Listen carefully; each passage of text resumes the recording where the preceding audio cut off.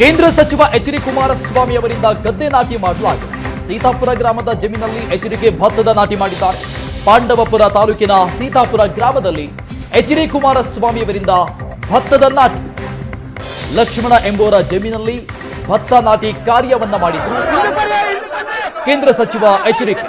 2018ರಲ್ಲೂ ಕೂಡ ಸಿಎಂ ಆಗಿದ್ರು ಅವಾಗ ಎಚ್.ಡಿ.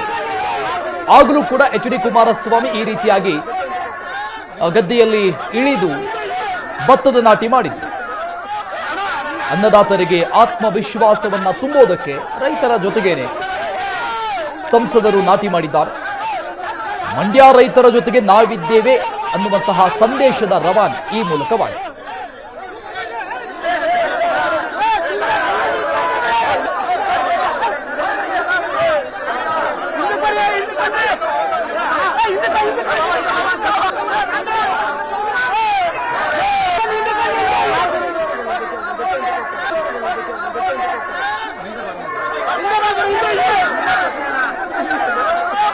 ಒಂದು ಕಡೆ ಕೇಂದ್ರ ಸಚಿವ ಎಚ್.ಡಿ. ಕುಮಾರಸ್ವಾಮಿ ಅವರು ಭತ್ತದಲ್ಲಿ ನಾಟಿ ಮಾಡ್ತಾ ಇರುವಂತಹ ದೃಶ್ಯ, ಮತ್ತೊಂದು ಕಡೆ ನಿಖಿಲ್ ಕುಮಾರಸ್ವಾಮಿ ಅವರು ಕೂಡ ಸಾಥ್ ಕೊಟ್ಟಿದ್ದಾರೆ. ಅವರು ಕೂಡ ಭತ್ತದ ನಾಟಿ ಮಾಡಿದ್ದಾರೆ.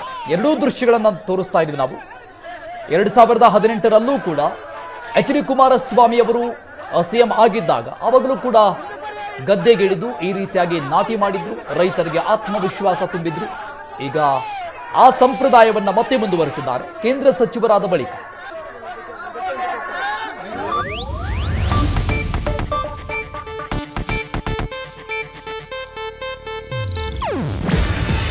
ಇದು ಏಷ್ಯಾನೆಟ್ ನ್ಯೂಸ್ ನೆಟ್ವರ್ಕ್ ಪ್ರಸ್ತುತಿ.